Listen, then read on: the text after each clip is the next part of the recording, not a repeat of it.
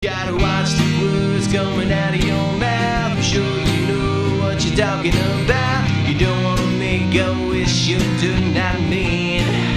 Yeah. Be sure you know who you're asking. The Substance is a whacked-out French extreme film shot entirely in English by filmmaker Coralie Fargeat. Would this insane, absurdist horror comedy with a message have gotten mainstream play had it not been fronted by Demi Moore and Margaret Qualley? Believe it or not, I don't think that their names alone would have been enough to achieve mainstream acceptance. But a French female filmmaker? Now that's a get-out-of-jail-free card if I ever did see one, because French equals art.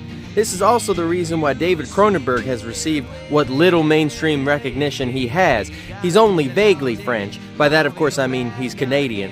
Cronenberg's biggest and most recognized films, mainstream-wise, are those with star power behind them. A few of those titles being The Fly with Geena Davis and Jeff Goldblum, A History of Violence with Viggo Mortensen, and his films with Robert Pattinson. Only time will tell whether Fargeat will continue to need stars fronting her high-concept horror art projects. The Substance also has its subject matter behind it. The Buzz Machine loves horror films about the patriarchy and Hollywood stories, and the public will lift up anything that they're told is brilliant. So that's the question, isn't it? Is The Substance brilliant? Well, it's most definitely fearless. Even with its serious and topical subject matter, it dares to be gross, darkly funny, and surreal. And I will always respect a film that's willing to go there. Because damn the normies and the faint of heart. Damn those pearl-clutching purists and their prudish ideas of how narrative should flow. Like a river, straight and narrow, predictable and soulless. The Substance is a film with gusto. It has backbone coming out of its ears, both literally and figuratively. A bold satire for the ages, and yet another extreme horror film serving as proof of a depraved sea change on the horizon.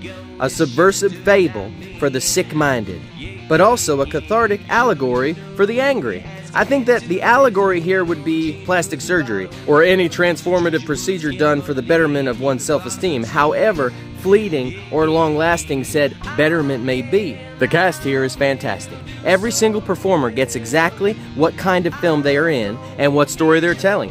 Dennis Quaid was a replacement for actor Ray Liotta after his untimely death. The role demanded that Liotta brand macabre/manic energy, and Quaid filled his shoes perfectly. Demi Moore has never been better. This is arguably the performance of her career.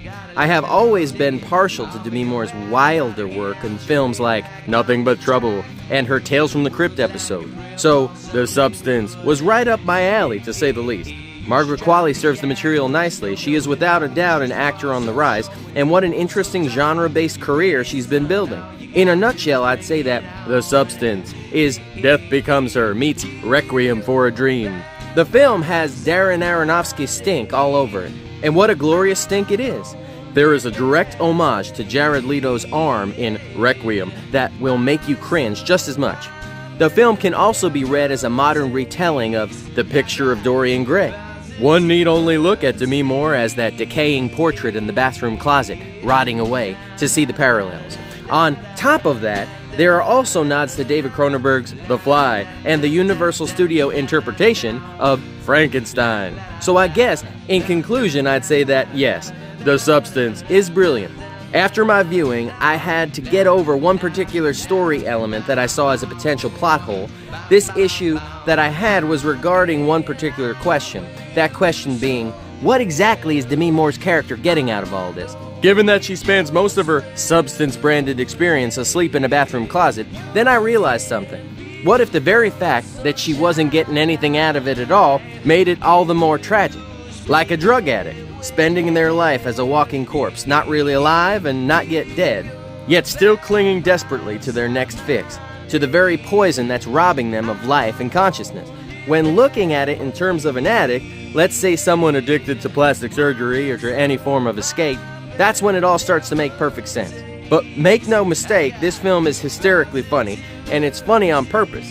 From the late-night cooking of French cuisine, to the beast tapping on a microphone to see, is this thing on? The Substance is a tragically dark horror comedy for the ages.